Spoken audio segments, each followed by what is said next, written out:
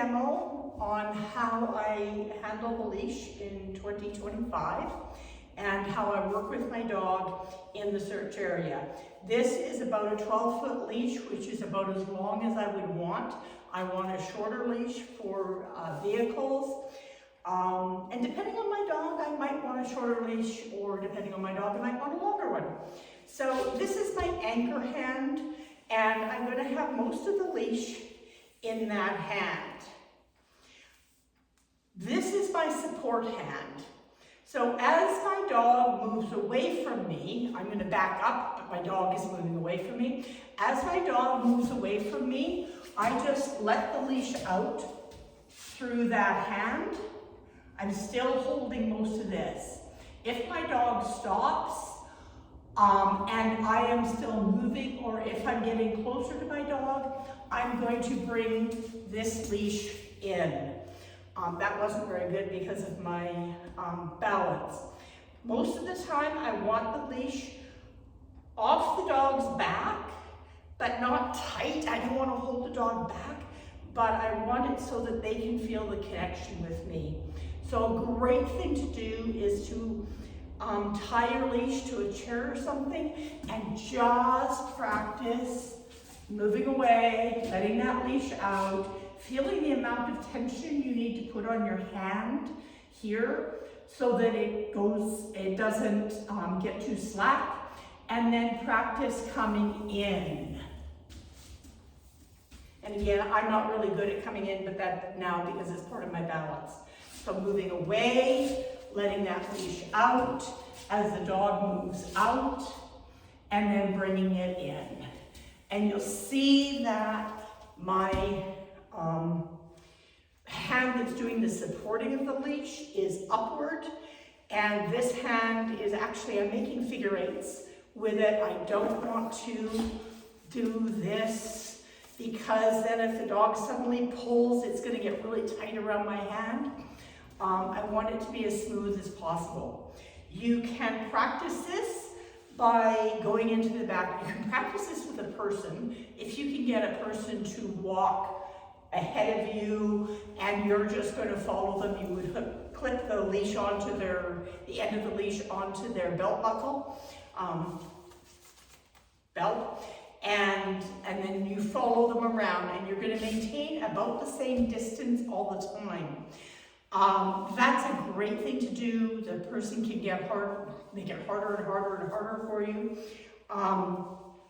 Or what you can do is take the part of the dog's daily food allowance and scatter it widely in the backyard and practice your leash handling as your dog goes around the backyard.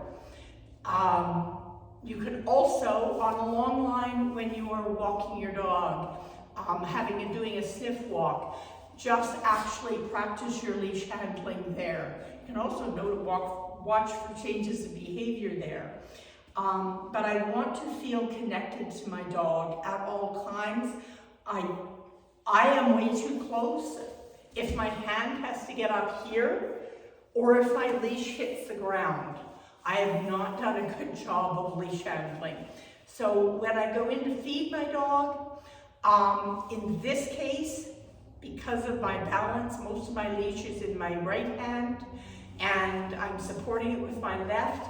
So my food is going to be in my left hand so that when I feed the dog, I can go in, gather up the leash, feed the dog, and then stand up again and let the leash out as my dog moves.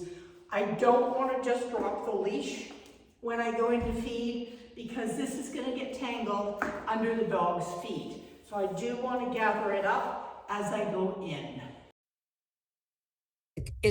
And this is really important, is that unclear handling in terms of who's leading, who's suggesting, is stressful to dogs. And that's kind of a given. It's stressful to all dogs to varying degrees. Some are very sensitive.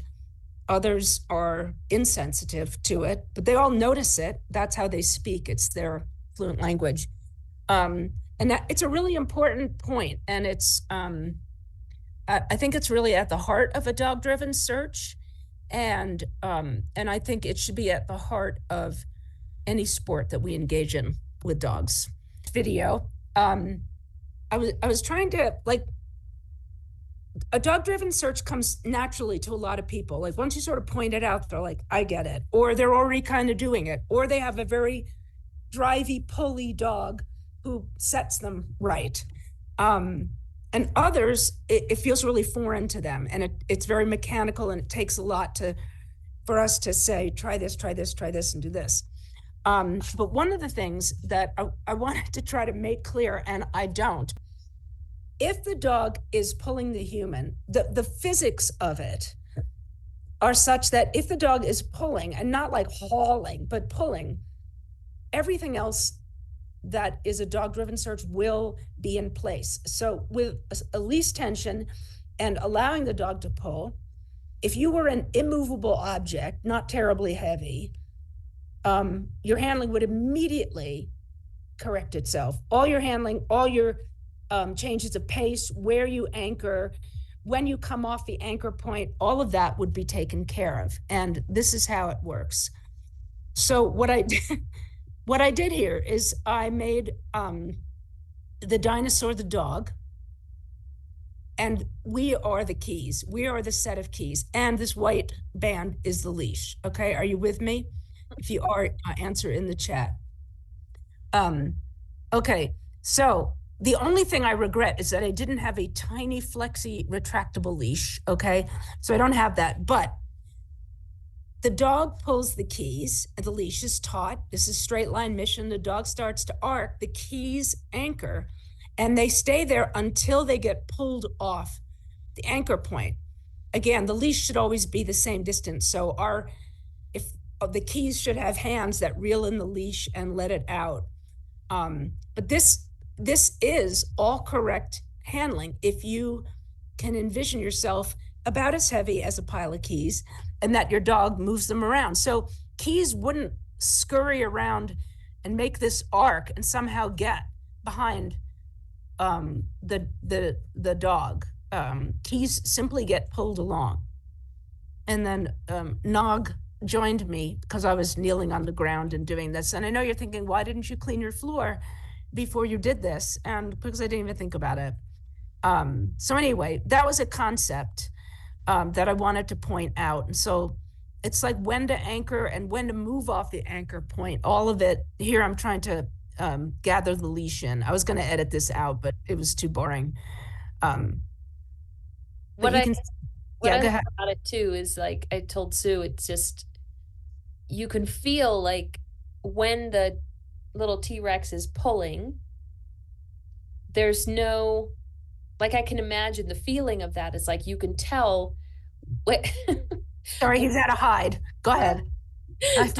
directionally, like where the keys are behind you, and like you can tell that tension is there. And when T-Rex when there's no tension and he's thinking and figuring out, if the keys were moving, it would be distracting because you can't, the tension can no longer tell the dog or T-Rex what's happening around them, so they have to visually check to see what's happening, and it's a disruptor.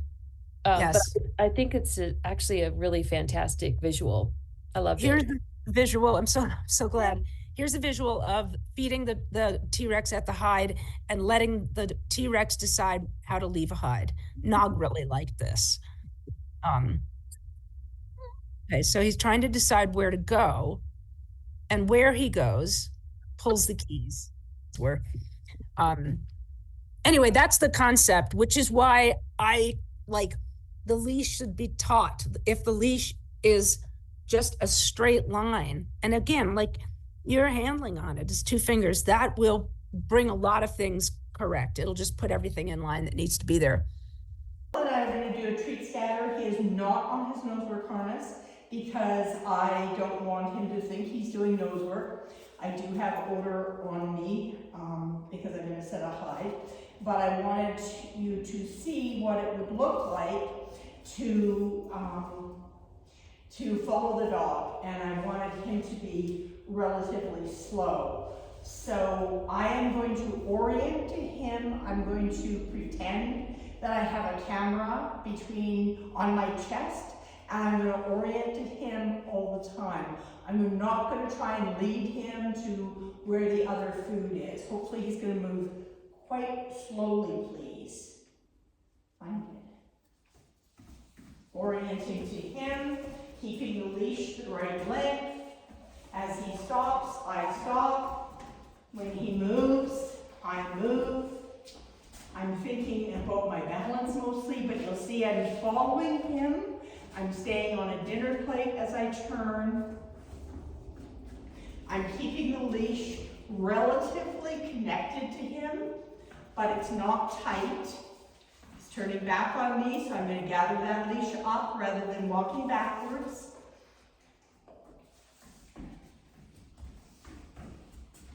As he moves faster, I move faster. He came back towards me, so I gathered up the leash, and I stayed on my dinner plate, oriented to him. Real temptation to do this, but that's loose leash walking. I want to honor the dog by orienting to the dog.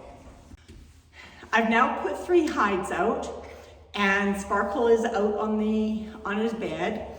This is his nosework collar. I had not put it on because we hadn't been doing nosework yet. I'm going to put it on. I'll take off his regular collar and I'll put the leash on that.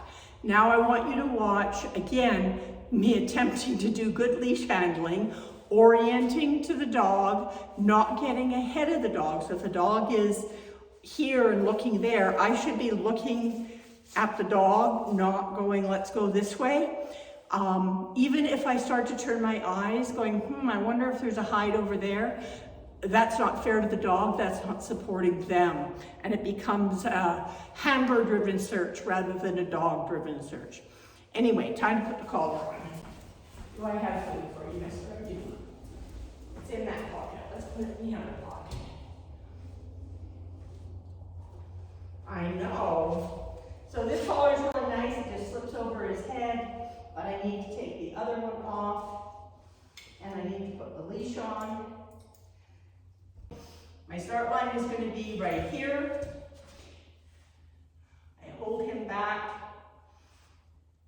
Search. Orienting to him. Doing the same speed that he's going. Head turn. Good boy. Good job. Gathering the leash up as I come in to feed. And I'm going to pick that hide up so that he doesn't need to worry about it again. Going off. He chose a direction. He stopped, I stopped. He just went through the scent cone. There's converging odor here. Picked up that one. As I came in relatively slowly, gathering up the leash. Put the hide away, stand up. Standing up is he gets the lead back to wherever he wants to go. He stopped, so I stop. He moves, so I move.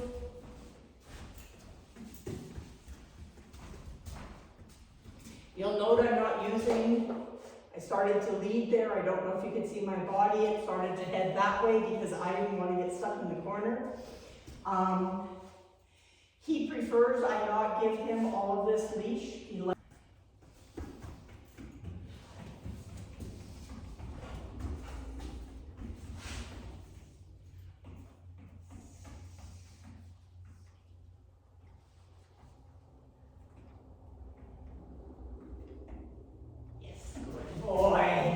Good job, that was hard, eh?